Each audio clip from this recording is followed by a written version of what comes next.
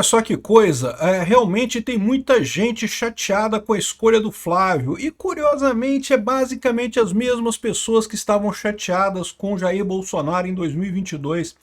Eu tô vendo, do jeito que eu tô vendo a coisa acontecer, as pessoas que estão criticando o Flávio, o que está acontecendo, a minha visão é a seguinte: 2026 vai ser um repeteco de 2022 com os sinais trocados, ou seja, mais uma vez o Centrão vai estar apoiando meio de forma dissimulada os dois lados, ou seja, se o Bolsonaro indicasse o Tarcísio, você teria realmente um apoio do Centrão muito forte para o Tarcísio, mas não foi isso, é o Flávio Bolsonaro. Então eu até acredito que muito do Centrão vai apoiar o Flávio Bolsonaro, mas vai ficar aquele apoio mais ou menos, não vai ser aquele apoio forte. O que era, mais ou menos, a imagem de 2022, né? A isentosfera lá da Faria Lima, o pessoal de São Paulo, a isentosfera que foi quem fez Bolsonaro perder em 2022, vai estar de novo contra Bolsonaro. Aqui o Brasil Jornal, que é ligado à turma lá, tá todo chateado, novo golpe, como Bolsonaro ousa não escolher o candidato que a gente queria, é um golpe, é golpe. Enfim, o pessoal tá muito chateado, ele tá arrancando calcinha pela cabeça.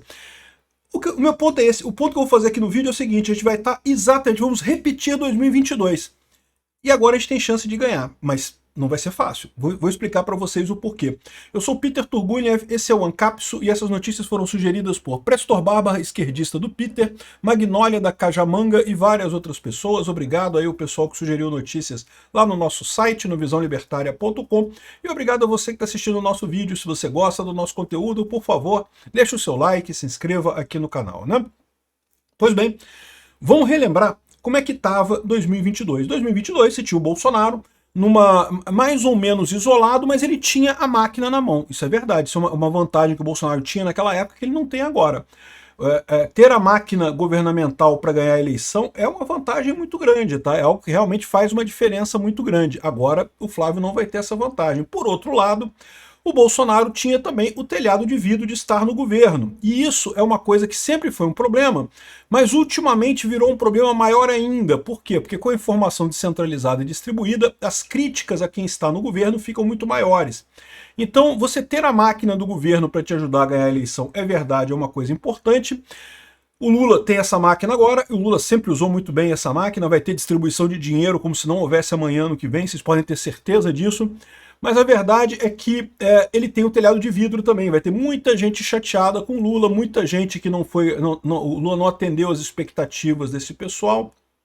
Então, o que eu tô vendo para vocês é isso, o que eu quero colocar aqui nesse vídeo é isso: 2026 vai ser um repeteco de 2022. Com o Flávio Bolsonaro de candidato, o Lula vai ser o candidato da esquerda, sempre foi isso, a gente nunca teve dúvida que ele seria o candidato da esquerda, mas agora meio que se consolidou um repeteco de 2022, ou seja, as forças vão estar mais ou menos equilibradas exatamente como em 2022. Isso é um problema? Olha só, isso diminui a chance do Bolsonaro ganhar, eu não tenho dúvida disso, eu já falei para vocês. Por quê? Porque eu acho que o Tarcísio seria um nome muito melhor nesse sentido. Por quê? Porque ele capta o pessoal do meio, o pessoal da Faria Lima e coisa e tal, e muita gente entende errado isso, acha assim: ah, não, tá vendo, Peter, mas então, se esse pessoal tá chateado, então é porque não devia ser o Tarcísio mesmo. Não, gente, isso deixa de ser burro. O Tarcísio tem um apoio desse pessoal, não quer dizer que o Tarcísio vai ceder para esse pessoal. O Tarcísio é um cara inteligente, ele tá do lado do Bolsonaro, ele não vai ceder para esse pessoal, ele vai ter o apoio desse pessoal e não vai ceder para eles. E lembra que é muito importante a gente ganhar em 2026, né? Eu já expliquei para vocês que ganhar em 2026 é meio que uma coisa que a gente não tem alternativa. Por quê? O presidente que ganhar em 2026 vai trocar 3 ministros do STF. Mas não é só isso. Nos 10 anos seguintes, acho que 12 anos seguintes, nos 12 anos seguintes, só vai ser trocado um ministro do STF. Então, vamos supor que por qualquer motivo a gente perca essa janela, a gente perca a eleição de 2026. Acabou, meu amigo. O STF agora só em 2042 que começa a mexer no STF de novo. Então, meio que... E hoje em dia o STF está mandando no país, eles fazem o que quiserem, não tem mais oposição, não tem mais nada, eles que mandam. Então, daí a importância que eu digo para vocês: ou a gente ganha em 2026 ou a gente está fudido e mal pago. Então, esse é o ponto.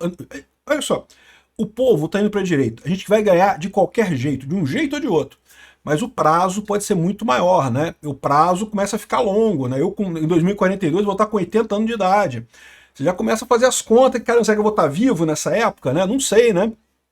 Então, esse é que é o problema no final das contas. Seria uma derrota muito... A chance que a gente tem de ganhar é ganhar essa eleição no que vem.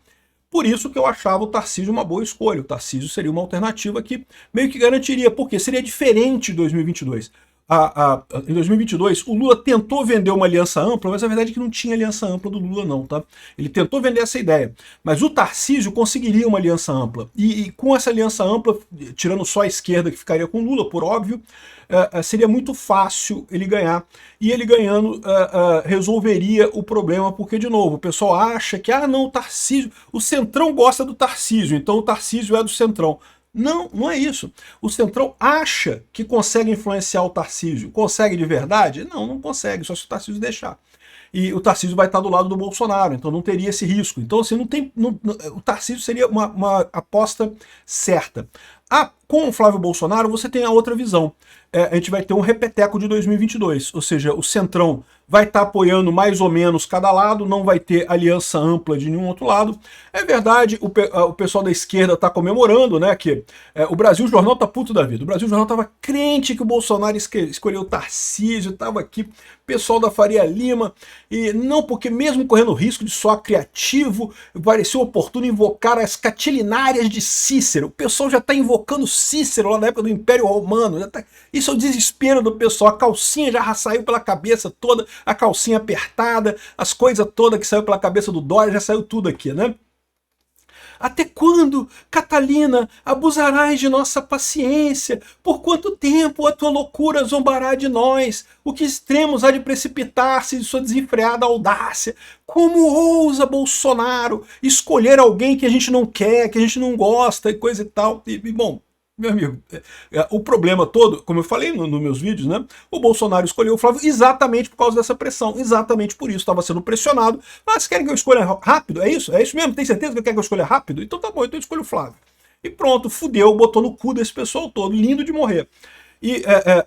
Então, o que vai acontecer é isso. A gente vai ter uma eleição de 2022, uma eleição de 2026, muito parecida com a eleição de 2022 em termos de correlações de força, com uma diferença fundamental, que é o fato de que o lado do Bolsonaro não vai estar no poder, mas também não vai ter uma janela de vidro tão grande quanto tinha. O lado do Lula vai estar no poder, vai ter a máquina pública, mas vai ter uma janela, vai ter um telhado de vidro muito grande, vai ter muita pedra sendo jogada neles, né? E aí, de quem que é a vantagem nesse caso? É difícil de saber. Já deu para ver que a isentosfera vai fazer a mesma coisa. Já tem o pessoal falando aqui, a Joyce Hasselman, né, que absurdo. Mais uma estupidez do Bolsonaro. Como o Bolsonaro ousa? Não pode, no Flávio eu não vou votar, e não sei o que lá, vou votar nulo. A mesma cantilena desse pessoal em 2022 vai se repetir em 2026. A mesma coisa. De novo, se perdermos, vamos perder pelo mesmo motivo, pela isentosfera de São Paulo, achando que Bolsonaro não é confiável. Agora a gente tem uma vantagem nesse negócio, que é o que eu falo para vocês. O telhado de vidro do Lula agora é maior. Quando o Lula estava voltando, o pessoal da isentosfera, o Hermínio Fraga, o Henrique Meirelles, aquela galerinha toda ali, estava assim, não, que o Lula é um democrata, o Lula não, ele vai voltar com uma coisa toda razoável, não sei o que lá, e coisa e tal. O Lula enfiou o pé na jaca do gasto público, foda-se, taca imposto em todo mundo, não quero nem saber, vai se fuder todo mundo, eu só quero dinheiro, quero roubar muito a sociedade brasileira, e não sei o que lá. Ou seja, esse pessoal queimou a língua. Eles vão se comportar como nessa próxima eleição? Aí que eu quero ver como é que vai ser esse negócio. Eles vão abrir... repara, o curioso é isso, é porque vai acabar sendo uma eleição muito parecida com a do Trump lá nos Estados Unidos, que foi a mesma coisa. Veio o pessoal da esquerda lá dizendo que não, que o Trump não pode ganhar de novo, porque o Trump é absurdo, como assim o Trump? Não vai ter Trump, não pode Trump não pode, não sei o que lá. E... no entanto, de fato, em 2020 conseguiram tirar o Trump, e quando foi em 2024 o Trump voltou. E agora a gente corre o risco de ver a exata mesma coisa acontecendo aqui no Brasil. Vamos ter uma eleição muito parecida, não vai ter grandes diferenças. A briga do Trump com a Kamala Harris foi muito similar à briga do Trump com o Joe Biden, com a inversão da posição de poder, né? Em 2020, o Trump estava na posição de poder, ele era o presidente e perdeu a eleição, e agora a Kamala Harris era a presidente e perdeu a eleição. E exatamente com o mesmo argumento. Você prometeu um monte de coisa e não entregou porra nenhuma. O Lula prometeu que ia trazer o céu na terra, porque o Lula vai trazer o Brasil de volta. Queimou a COP30 completamente, estourou as contas públicas, faliu as estatais todas, quebrou os Correios.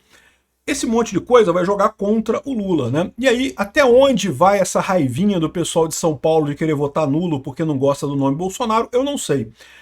Existe a chance deles, embora não gostar... Ninguém vai gostar do Flávio Bolsonaro. O pessoal da isentosfera de São Paulo não vai gostar do Flávio Bolsonaro, não tenho dúvida disso.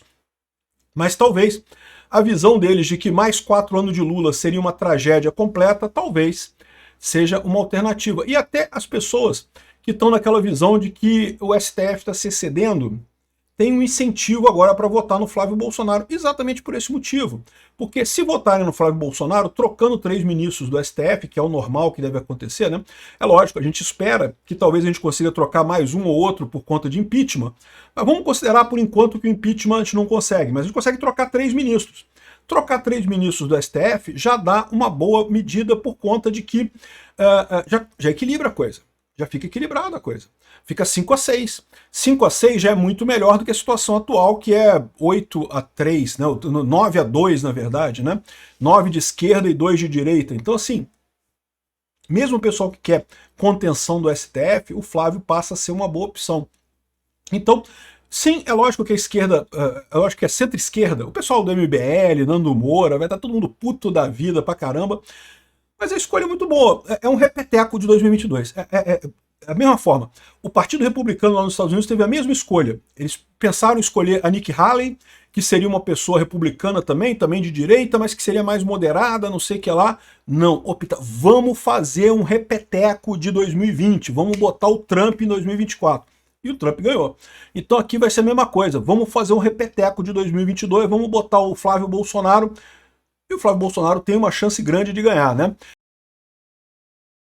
É lógico, o Centrão vê isolamento de Flávio Bolsonaro, o PT comemora anúncio de candidatura adversária.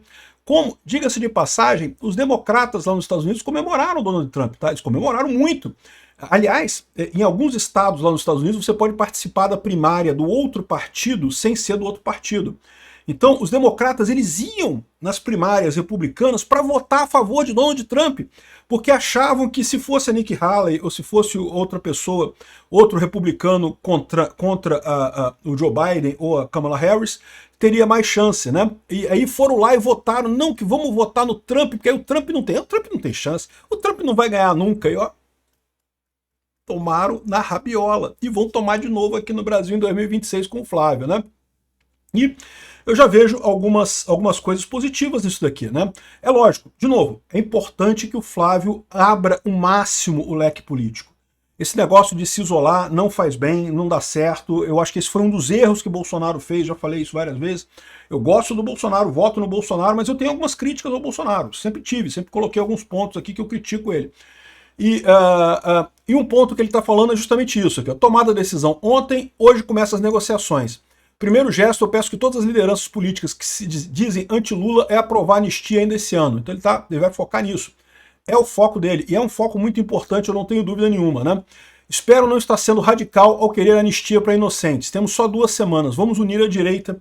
Esse é o ponto aqui que o Flávio Bolsonaro está colocando nessa negociação dele. Mas é lógico, ele está deixando isso aqui também aberto para negociar. E aí, vamos conversar.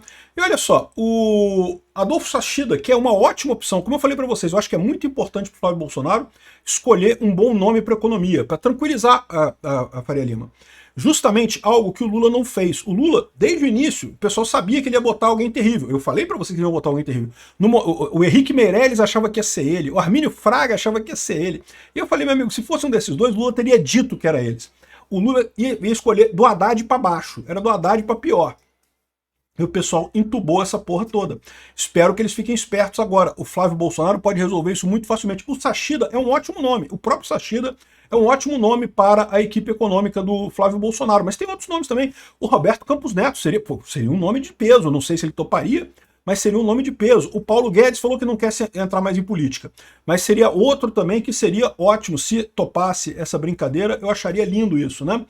Então aqui, ó, na última sexta-feira ficou conhecido que o presidente Jair Bolsonaro anunciou apoio à candidatura do seu filho à presidência da República. A reação imediata do mercado foi negativa.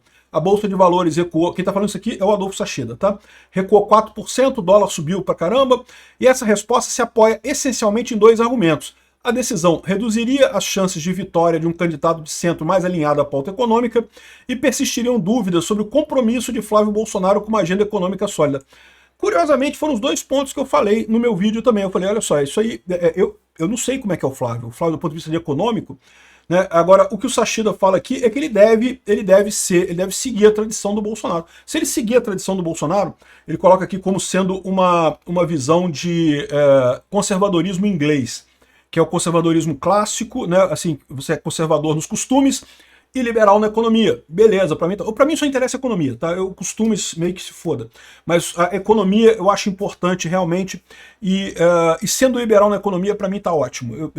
É lógico que eu adoraria que fosse libertário na economia, vão acabar com o governo, destruir a coisa toda, passar motosserra, como fez o Milei na Argentina, mas liberal na economia tá razoável, é um passo na direção correta, né? Então, ele coloca aqui os grandes ganhos que teve o Guedes na condução da política econômica, e muito provavelmente o Flávio Bolsonaro vai seguir o mesmo caminho aqui. O Flávio Bolsonaro se orienta por uma tradição proveniente do conservadorismo britânico, que combina valores conservadores na pauta de costumes com princípios claramente liberais na área econômica. Sua visão dá centralidade à consolidação fiscal, às reformas pró-mercado e à melhoria do ambiente de negócio. De novo, o que ele está falando aqui é o que eu falei. Se o Flávio Bolsonaro escolher um bom nome do mercado, Faria Lima muda na hora, meu amigo. O pessoal do Brasil Jornal, não, o Brasil Jornal, vocês sabem, é ligado ao Dória, né? O Dória, Joyce Hasselman, MBL, todo mundo, ai, estamos chateados, não vamos apoiar o Flávio Bolsonaro. Mas esse pessoal não tem essa força toda. A verdade é que eles sacanearam, né? Porque em 2022, se esse pessoal tivesse dado apoio, o Bolsonaro teria ganhado. Mas quem sabe aprenderam a lição. Lá nos Estados Unidos o pessoal aprendeu. Vamos ver se aprenderam aqui também, né? Eu acho que tem chance.